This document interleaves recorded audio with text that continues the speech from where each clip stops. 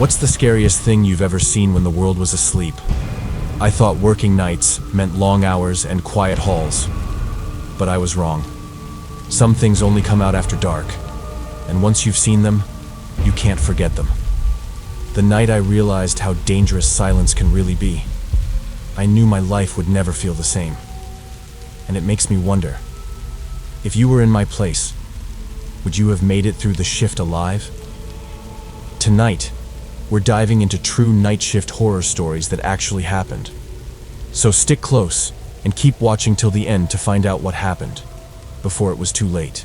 But before we start, make sure to subscribe or follow so you never miss any new chilling releases. If you're enjoying the content, hit like, drop a comment, and share this video. Let's see how many of you truly love this kind of episodes. Now here's your challenge. One of the stories you're about to hear might not be real. It could be completely made up, or maybe all of them are true. Watch till the end, try to spot the fake, and leave your guess in the comments. And as for last episode's fake story, it was story number 2. Thank you for being part of this journey with me. And now, let's dive into the darkness together.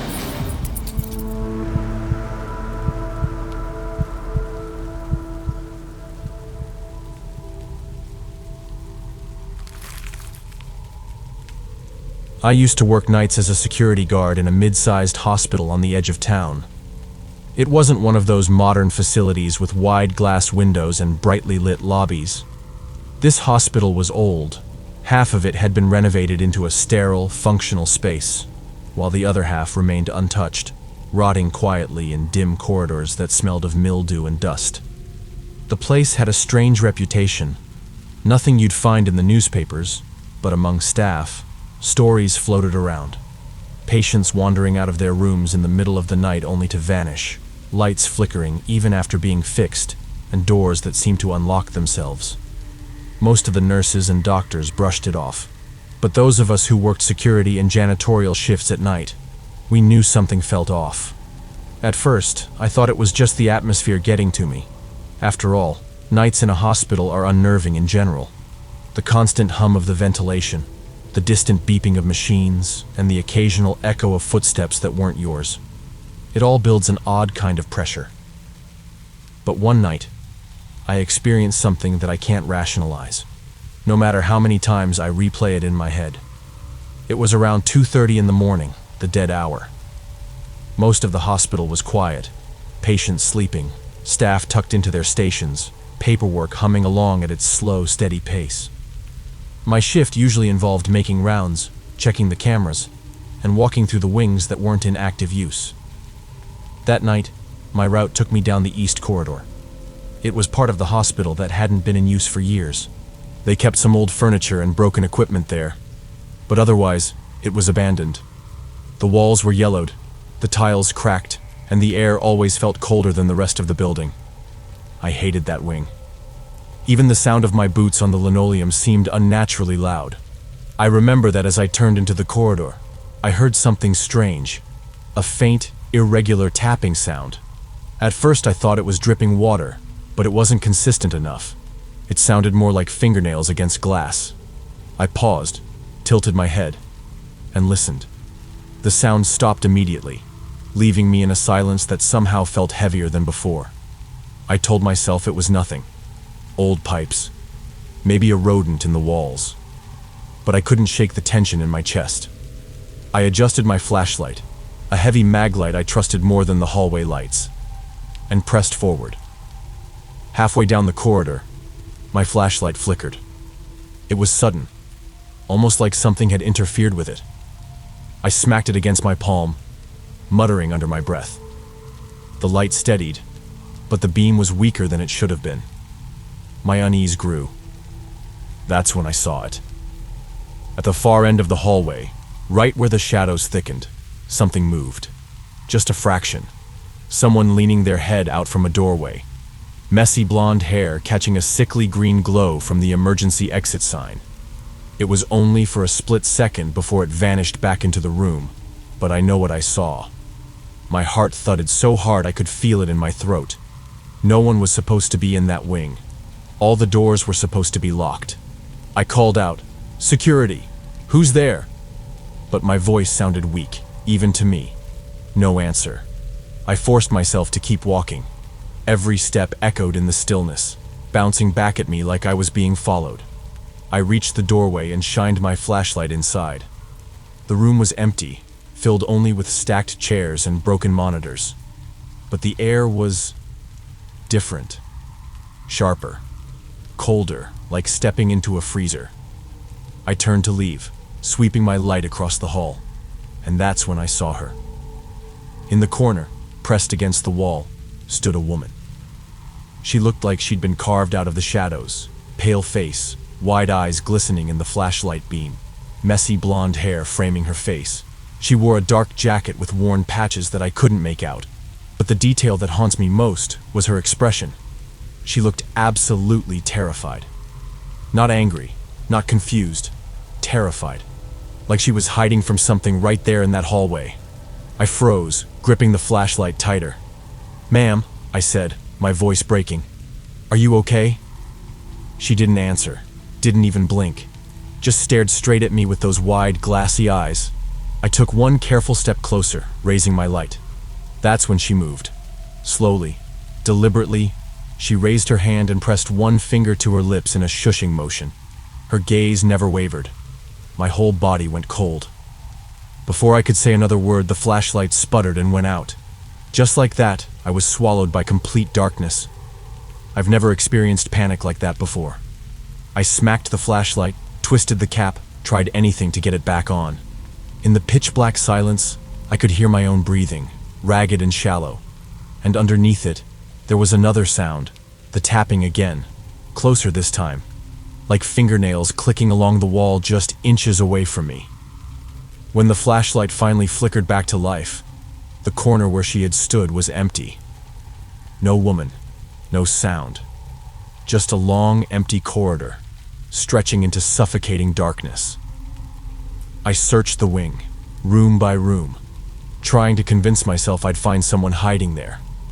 But it was empty. Completely empty. Later, when I checked the security cameras for that corridor, all I saw was myself, walking nervously with my flashlight beam darting around. No trace of the woman, not even a shadow. I gave my report, possible trespasser, unable to locate, but I didn't mention the details. I knew how it would sound. I never forgot her, though. That pale face, the wide, terrified eyes, the way she tried to warn me with that silent gesture. Sometimes I wonder, was she a real person?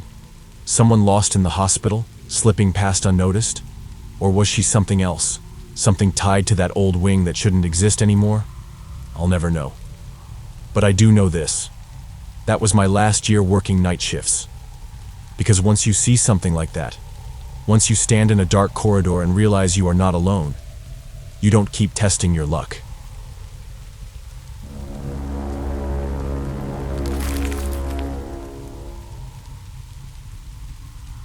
I spent 8 years with the Las Vegas Metropolitan Police Department. In that time, I only had to fire my sidearm once. Most guys I worked with would call that lucky. And maybe it was. But they'd also tell you the one time I did have to shoot, the circumstances around it were enough to equal a few of their incidents combined. It happened during a night shift in North Las Vegas. I'd just cleared a call at a 7-Eleven on East Owens and was heading back toward the Strip. It was late, quiet, and I remember thinking how uneventful the night had been compared to most. Then, as I slowed at a red light, something caught my eye on James Street. A car parked partly on the sidewalk, interior lights on, and someone slumped over in the driver's seat. Now, normally you see something like that and assume it's either a drunk, an overdose, or someone just too exhausted to make it home. I decided to loop around the block, roll up slow, and check it out. Sure enough, a man in his late 30s was passed out behind the wheel. Hispanic, short-cropped haircut, wearing what looked like work clothes, boots, utility pants, a heavy jacket.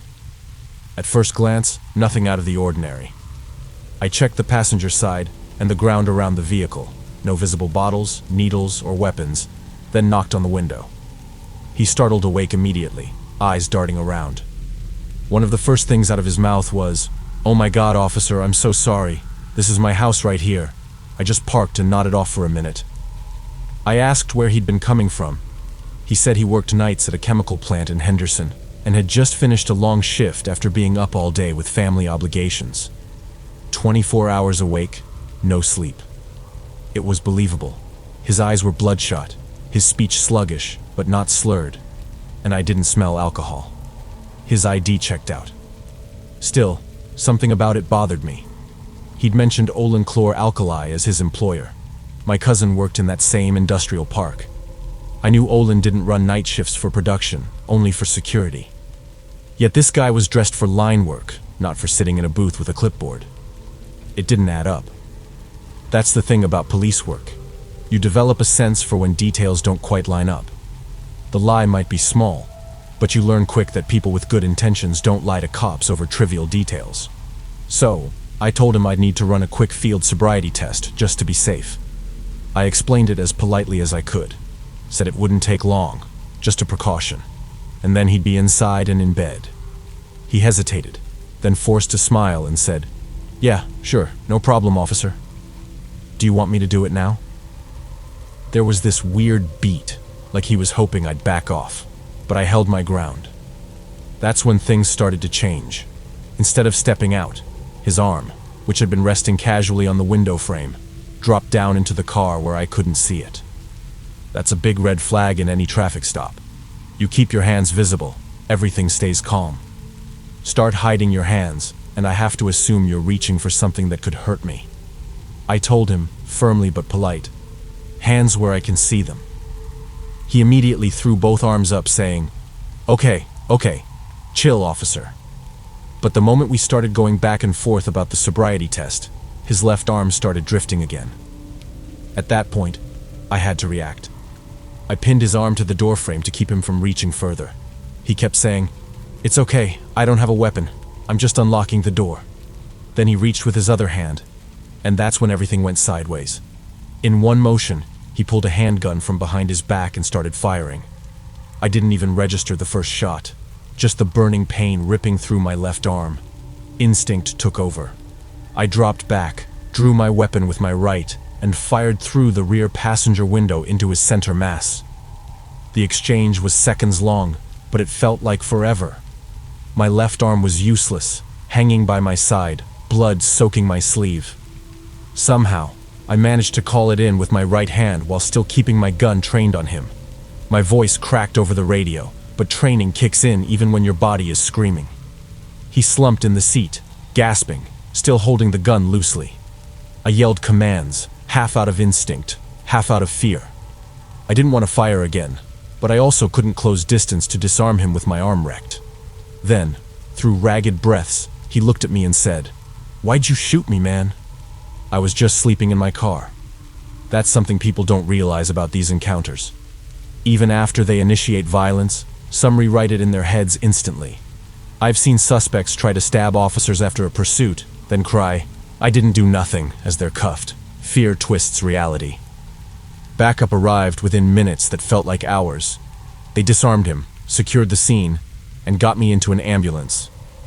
My bicep was shattered. Months of recovery followed. Later, when we went through his car, we found only one thing: a bottle of oxycodone, no prescription. That was it. No warrants, no prior arrests. Just a man with a habit he couldn't give up. The DA told me if he'd been arrested, with no priors and a decent lawyer, he might have faced rehab, probation, maybe 6 months at worst. Instead, he chose to draw down on a cop over a bottle of pills. That's the part that still keeps me up some nights. He didn't have to die. I didn't have to carry a bullet hole in my arm for the rest of my life. But some people, when they're trapped between addiction and accountability, they see no way out. And in those moments, they'd rather risk death than face the reality of detoxing behind bars.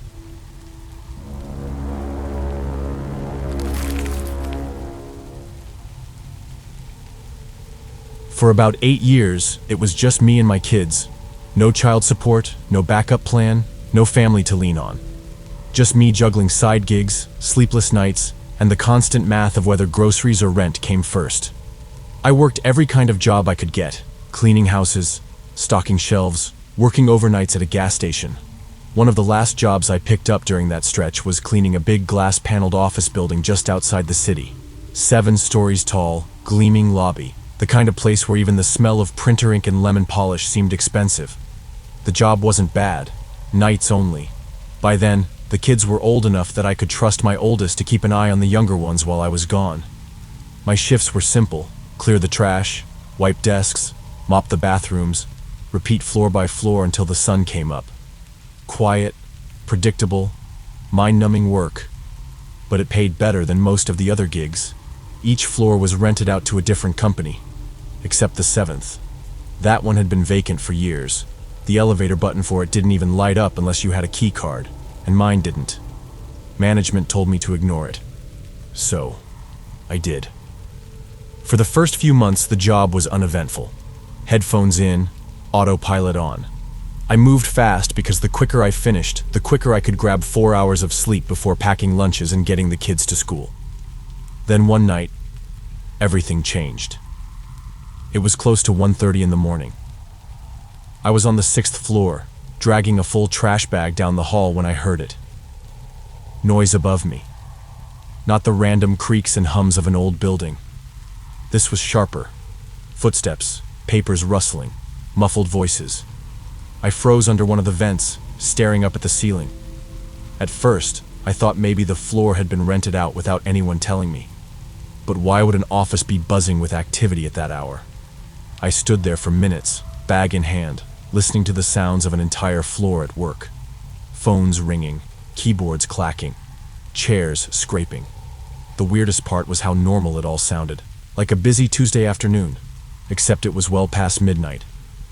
Eventually, the noise faded until there was nothing.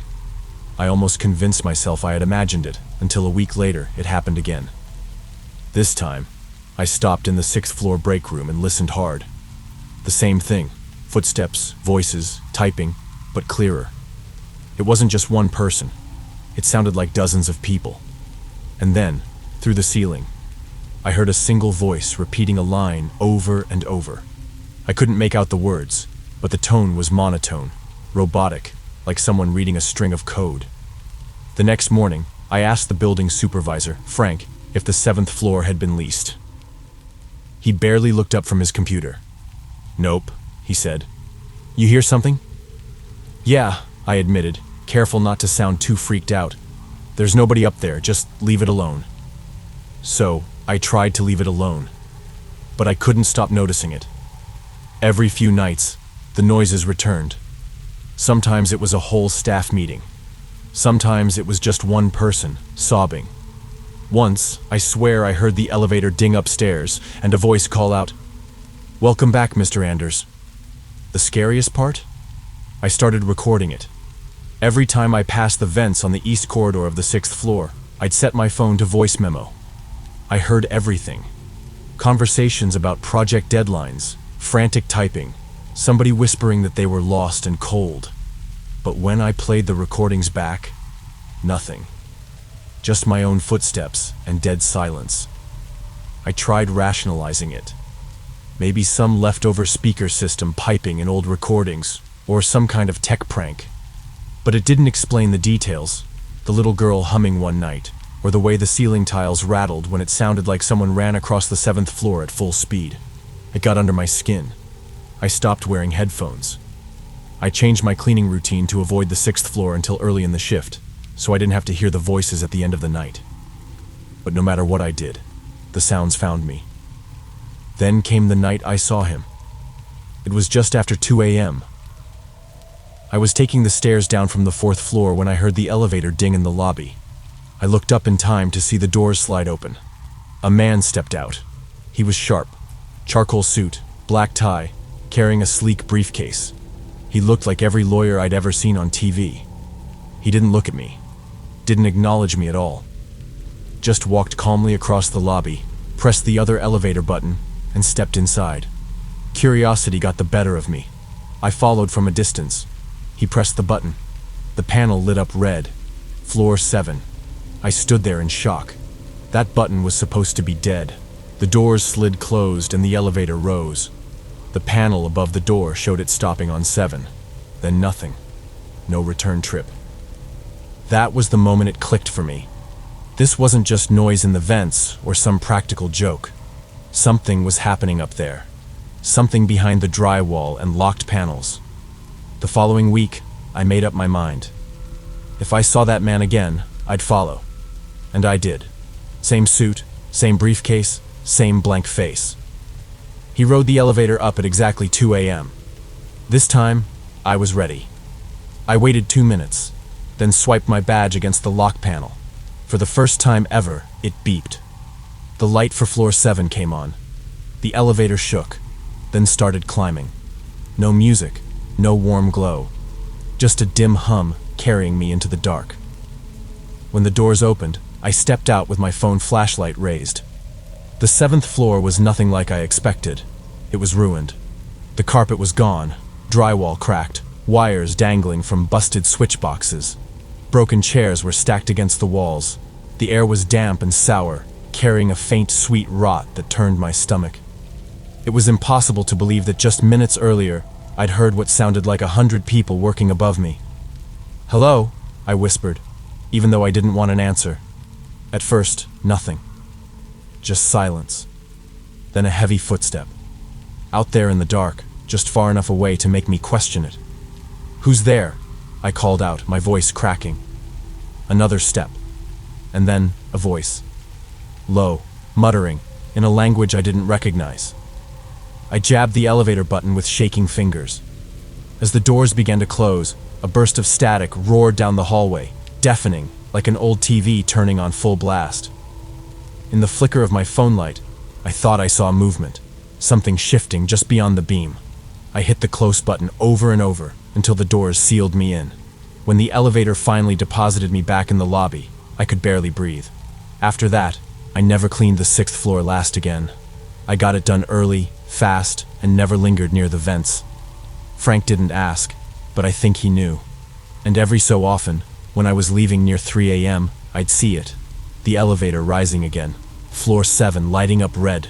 Someone else going up, never coming down. I never asked who they were. Some answers you don't need.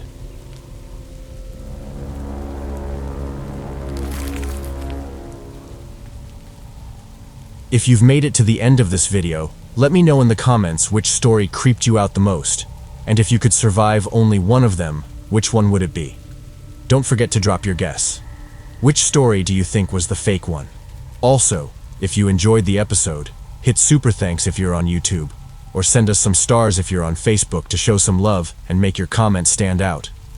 Want to go next level?